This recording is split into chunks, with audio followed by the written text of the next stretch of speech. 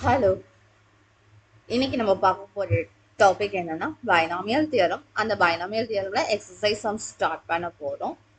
இந்த சம்ல வந்துட்டு இப்போ இந்த வீடியோல வந்துட்டு கவர் பண்ணக்கூடிய கான்செப்ட் வந்து ஜஸ்ட் பைனாமியல் எக்ஸ்பான்ஷன். போன வீடியோல வந்து நம்ம வந்து இந்த பைனாமியல் தியரம் என்ன, அதை எப்படி ப்ரூஃப் பண்றதுன்னு பார்த்தோம். அந்த பைனாமியல் தியரம் ஃபார்முலா யூஸ் பண்ணி எக்ஸ்பேண்ட் பண்ண போறோம்.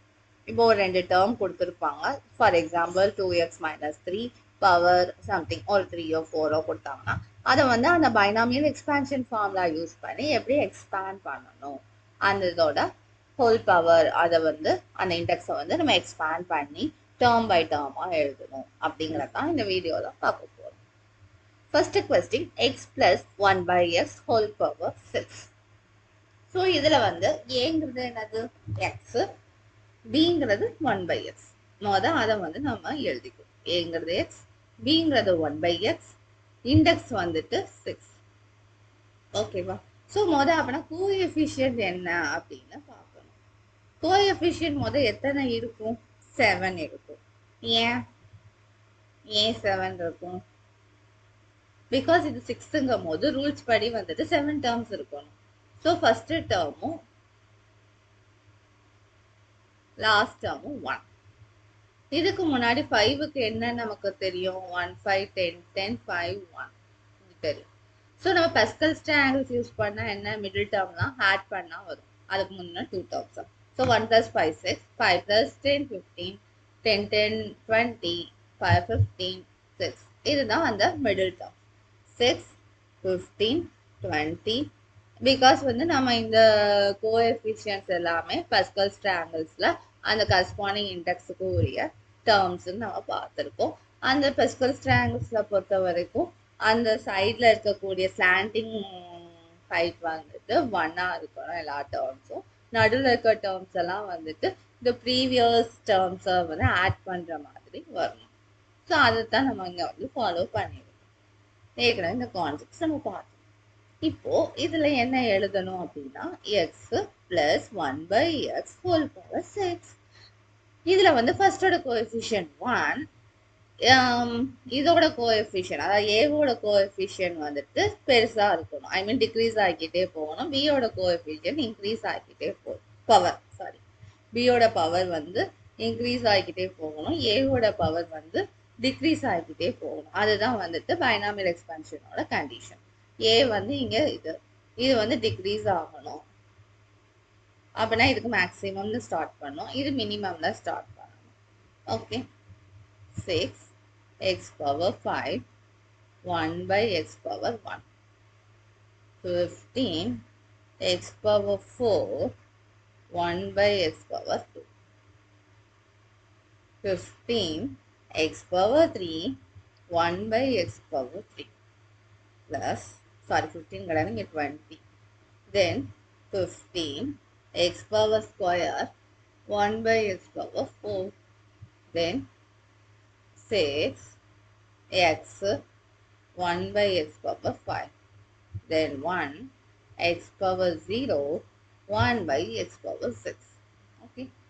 இப்போ x power 1/x power 0 ஓட value 1. So first term is x power 6. இங்க x-ஐயும் x power 5ஐயும் கேன்சல் பண்ணா x power 4. So 6x power 4. இங்க x ஸ்கொயர் x power 4 நியூமரேட்டர்ல அதை கேன்சல் பண்ணா x square. So 15x square. Then x cube divided by x cube. So 20. அடுத்து x squared இங்க கீழே வந்து x power 4 இருக்கு. இதை கேன்சல் பண்ணோம்னா 1/x ஸ்கொயர். இங்கேயும் அந்த மாதிரி தான் x 1/x power 5. So 6 1/x power 4.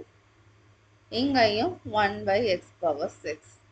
So இப்போ வந்து நம்மளால காமன் டேர்ம்ஸ் எல்லாம் எடுக்க முடியுமா? முதல் ரெண்டு டேர்மையும் கம்பைன் பண்ணிக்கலாம். x power 6ஐயும் 1/x power 6ஐயும் கம்பைன் பண்ணிக்கலாம். அதே மாதிரி 6 காமனாக வெளியே எடுத்து அந்த ரெண்டு டேர்மையும் கம்பைன் பண்ணிக்கலாம். அப்புறம் 15 காமனாக எடுத்து அந்த ரெண்டு டேர்மையும் கம்பைன் பண்ணிக்கலாம். அப்புறம் 20 தனியாக வச்சு. ஸோ இதுதான் வந்துட்டு பைனாமியல் எக்ஸ்பான்ஷன்.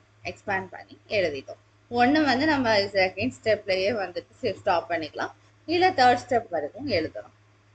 ரெண்டுமே தப்பு கிடையாது. இதில் ஸ்டாப் பண்ணணும். நெக்ஸ்ட் கொஸ்டின் போலாமா? ஸோ இங்கே வந்து 1 மைனஸ் 2x பவர் 5. இதில் வந்து பவர் 5 நமக்கு கோஎஃபிஷியன்ட் தெரியும். இப்போ ஏனா என்ன இங்கே 1, பினா மைனஸ் 2x, அப்புறம் என்னன்னா 5.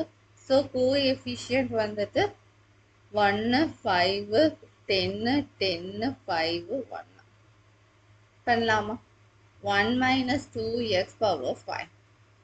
First 1 times 1 power 5 minus 2x power 0. Then 5 1 power 4 minus 2x power 1. 5 1 power 3 minus 2x the whole square. Then sorry இங்க 5 கிடையாது 10. ஸோ கோஎஃபிஷியன்ஸை நம்ம கரெக்டாக எழுத பழகணும். இப்படிலாம் கேர்லெஸ் மிஸ்டேக் பண்ணக்கூடாது. பண்ணுனா அப்புறம் கொஸ்டின்ஸ் ஆன்சர் வந்து தப்பாயிடும்.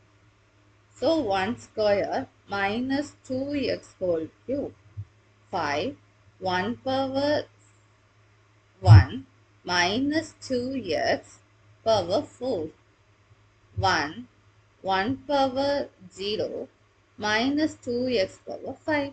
பியோட பவர் வந்து இன்க்ரீஸ் ஆயிருக்கு, ஏவோட பவர் டிக்ரீஸ் ஆயிருக்கு, அண்ட் கோஎஃபிஷியன்ஸ் நம்ம சொன்ன கோஎஃபிஷியன்ஸ் வந்துருக்கு. இதில் வந்து பவரில் 5 இருக்கிறதுனால இங்கே நம்பர் ஆஃப் டேர்ம்ஸ் வந்து 6 இருக்கு. ஸோ எல்லா கண்டிஷனும் சாட்டிஸ்ஃபை பண்ணிடுச்சு. ஸோ நம்ம இப்போ வரைக்கும் எழுதுனது கரெக்டாக. இப்போ சிம்பிளிஃபை பண்ணணும்.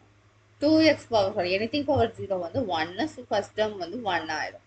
செகண்ட் டேர்ம் வந்துட்டு 5 தான் 1 பவர் 4 1 பவர் 4 தான் மைனஸ் 2x. இங்கே 10 10 தான். ஸோ மைனஸ் 2x ஹோல் ஸ்கொயர்னா 4x ஸ்கொயர். இங்கே 10 10 தான். மைனஸ் 2x ஹோல் கியூப்னா மைனஸ் 2 கியூப்னா minus 2 cube minus 8 x cube plus 5 minus 2x power 4னா மைனஸ் 2 பவர் 4 என்ன வரும்? Minus 2 power 4 16 x power 4. Minus 2 power 5 பார்த்தோம்னா மைனஸ் 32 x பவர் 5. ஸோ இதெல்லாம் இப்போ கால்குலேட் பண்ணோம்னா 5 2s are 10. ஸோ மைனஸ் இருக்கிறதுனால minus 10x, 10 4s are 40. So 40x square. 10x are 80. So negative இருக்கிறதுனால negative 80x cube. 5 into 16. So 6 5 are 30, balance 2. So 80 x power 4 and minus 32 x power 5. This would be the answer. Okay. So next sum polama. So x by 3 plus 1 by x whole power 5. இது வந்து next sum. இதுலையும் power வந்து 5 தான். ஏவோட value பார்த்தா X by 3ன்னு இருக்கு, பியோட value 1 by எக்ஸ்ன்னு இருக்கு, என்னோட வேல்யூ 5. அதனால நம்ம கோஎஃபிஷியன்ஸ் என்ன பார்க்கணும் அப்படின்னா 1 5 10 10 5 1. ஸோ இதுதான் கோஎஃபிஷியண்டாக இருக்க போகுது. X by 3 plus 1 by x power 5.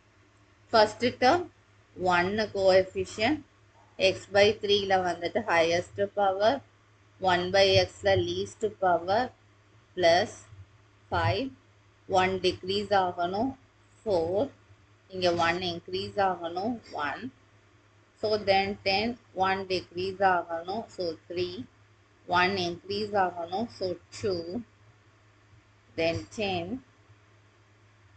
x by 3 4, increase ஆகணும் decrease ஆகணும், இது increase ஆகணும், then 10 கிடையாது இங்கே 5.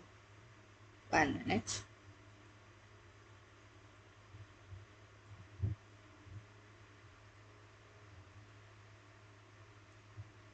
So 5 x by 3 decrease ஆகணும், இது increase ஆகணும், and then 1 x by 3 0 1 by x whole power 5. ஓகேவா? இப்போ 1 by x power 0 வந்து 1 ஆயிடும். ஸோ வேல்யூ வந்து x power 5 3 பவர் 5. இங்க வந்து 5 அப்படியே வரும். x power 4 3 power 4 1 by x plus 10 x cube 3 cube 1 by x square. 10 x square 3 square 1 by x cube plus 5 x by 3 1 by x power 4 1 by x power 5. Okay, இப்போ இதெல்லாம் வந்து நம்ம வந்து calculate பண்ணோம். 3 பவர் 5னா என்ன? 3 பவர் 5னா 81 into 3 243.